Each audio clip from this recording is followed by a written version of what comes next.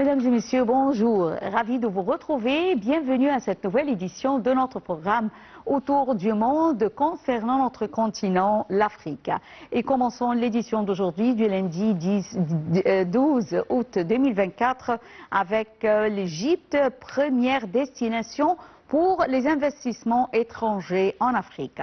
Alors, le site Business Insider a choisi l'Égypte parmi sa liste des 10 meilleures destinations d'investissement en Afrique.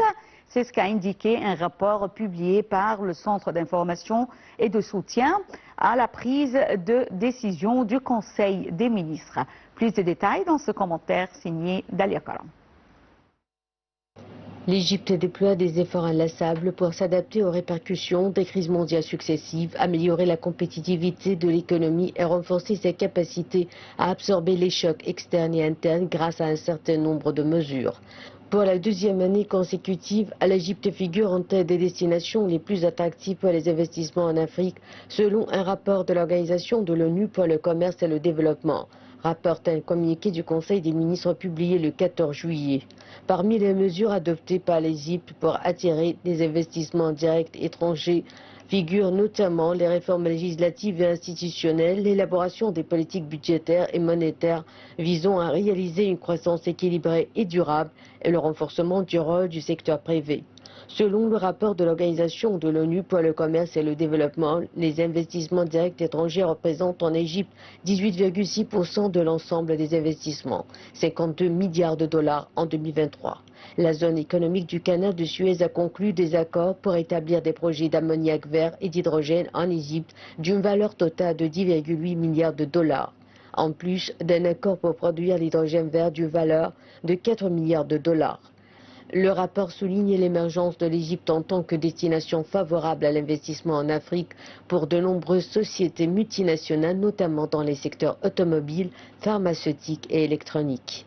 En outre, l'introduction en Égypte plus aisée pour l'attribution des licences destinées aux projets d'investissement, la formation du Conseil suprême de l'investissement dirigé par le président de la République en 2023 et l'adoption d'exonérations fiscales au profit des investisseurs et d'autres incitations financières étaient parmi les mesures qui visent à attirer davantage d'investissements. En dépit des crises successives, le rapport de l'Organisation des Nations Unies pour le commerce et le développement montre une augmentation des investissements depuis 2014 en Égypte. 9,8 milliards de dollars en 2023 contre 9 milliards de dollars en 2019 et 4,6 milliards de dollars en 2014. L'Égypte figure à la 32e place mondiale en matière d'attractivité des investissements en 2023, alors qu'elle était 34e en 2022 et 45e en 2014. Selon l'Organisation des Nations Unies pour le commerce et le développement, l'Égypte fait partie de la catégorie des pays ayant des investissements directs étrangers compris entre 6 et 10 milliards de dollars. Les pays ayant des investissements directs étrangers de 2 à 6 milliards de dollars comprennent l'Afrique du Sud, l'Éthiopie, le Mozambique, la Namibie, le Sénégal et l'Ouganda. Eh bien, retournons avec notre sujet d'aujourd'hui, l'Égypte, la première destination pour les investissements étrangers en Afrique. Et j'ai le plaisir d'avoir actuellement avec moi en ligne Dr Ahmed Elif Nassef, conseiller international pour les affaires et le commerce. Bonjour Dr Ahmed Elif Nassef, bonjour. Bonjour à vous, madame. Bonjour.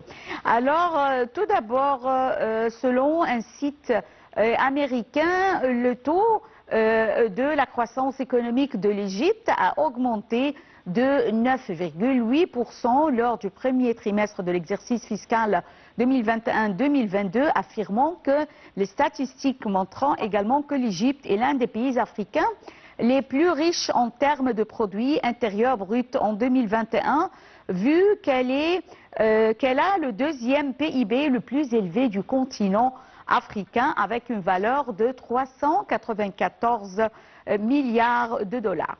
Alors, l'Égypte déploie d'énormes efforts pour s'adapter aux répercussions des crises mondiales successives, ces crises l'une après l'autre, afin d'améliorer la compétitivité de l'économie et renforcer sa capacité à absorber les chocs externes interne grâce à un certain nombre de mesures. Veuillez nous jeter la lumière, docteur Ahmed El-Lifi Nassef, sur ces mesures qui ont été adoptées par l'Égypte afin de pouvoir affronter ces crises dans le domaine économique. Même pour commencer avec, on a remarqué un grand changement dès que le président Sisi est venu en pouvoir.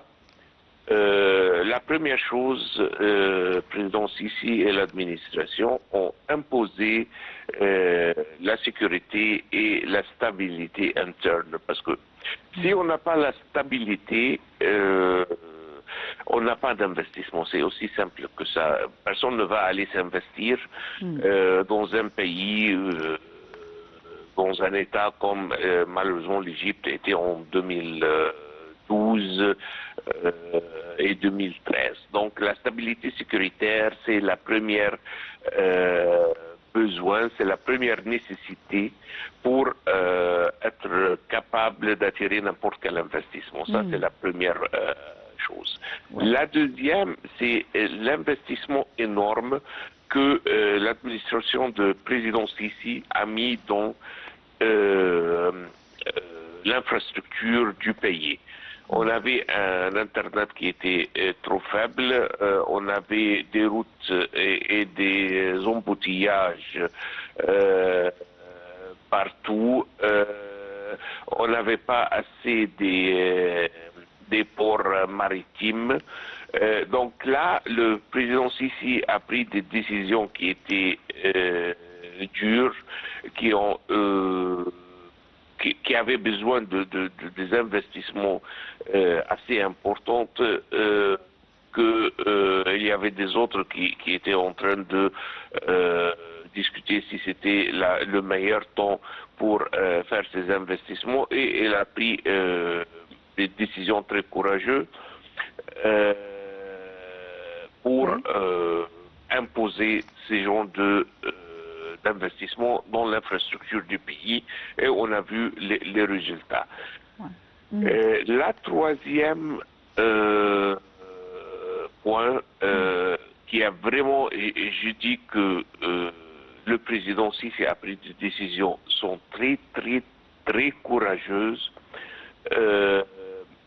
qui ont dû être prises il y a plus que 40 ans, mais malheureusement, c'était le premier président en Égypte qui est venu avec ce genre de courage pour prendre des décisions pareilles dans le changement de l'infrastructure, de l'économie, de la structure interne de l'économie, notamment le changement et la réduction du taux de change. C'est une décision qui est très correcte sur le point économique. Malheureusement, ça a des répercussions et un coût social, si vous voulez. Et c'est pour cela que personne n'a eu le courage de prendre une décision pareille pour 40 ans. Là, il est venu et il a pris ces décisions que le citoyen égyptien est en train de sentir l'effet sur sa vie quotidienne, mais c'est la bonne chose de prendre pour résoudre une fois et pour toutes tous les ambiguïtés qu'on avait dans l'économie égyptienne. Oui. Comme vous venez de le dire, docteur Ahmed El-Lifi, alors l'Égypte a entrepris plusieurs mesures en vue d'aider l'investisseur ou encourager l'investisseur à venir en Égypte. Alors, il y a des facilités qui ont été octroyées, fournies à ces investisseurs pour les encourager à venir en Égypte. Quelles sont ces facilités? Je répète, pour une des plus grandes mesures qui a été prise, c'est le changement du taux de change, qui a fait que... la libération du taux de change, oui. Parce que tout simplement, on est devenu un pays très efficace, parce que qu'est-ce que l'investisseur cherche en fin de compte? Il cherche un coût qui est très bas et l'accessibilité pour ces produits et ces matières premières. C'est ça ce qu'ils cherchent. Et là, on a pratiquement livré sur ces deux conditions ou ces deux besoins, si vous voulez. Le taux de change, quand on l'a diminué, on est devenu un pays ou un marché qui est énormément attractif pour investir dans ce marché.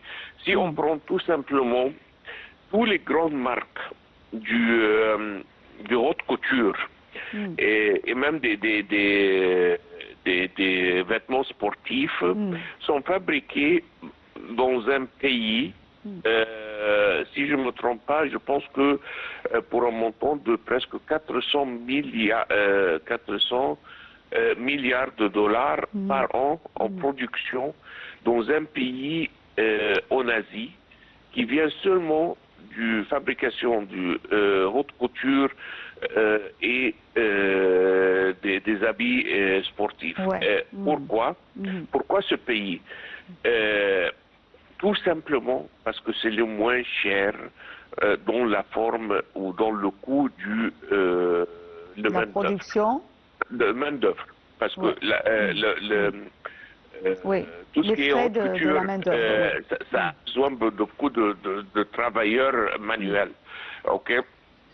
Donc là, ce pays a attiré la plupart de cette production mondiale. Je pense que presque 60 ou 70% de production, ça se passe dans ce pays, tout simplement à cause des coûts. Ce n'est pas une industrie technologique qui a besoin de trucs sophistiqués. Non, c'est une ligne droite, c'est très simple, mais ça revient en fin du compte au le coût du travailleur. Donc là, quand on a réduit notre monnaie locale, là, on est devenu très attractif pour un investisseur qui va venir investir en dollars. Et la deuxième, c'est l'accessibilité. Parce que pourquoi il n'y a personne qui va s'investir au pôle Nord ou au pôle Sud? Parce que c'est pas accessible. Ça coûte pratiquement rien d'aller investir là-bas, mais c'est pas accessible. Donc là, si on a bien fait un bon travail sur cette direction, et en plus, on a les nouveaux zones industrielles, notamment celle qui est à côté du canal du Suez, qui est très utile avec des conditions qui sont très simples, faciles et attractives. Donc c'est normal qu'on va attirer les investisseurs étrangers. Je tiens à vous remercier infiniment, docteur Ahmed El Lifi Nassef, conseiller international pour les affaires et le commerce, pour ces informations concernant l'Égypte, qui est devenue première destination pour les investissements étrangers en Afrique.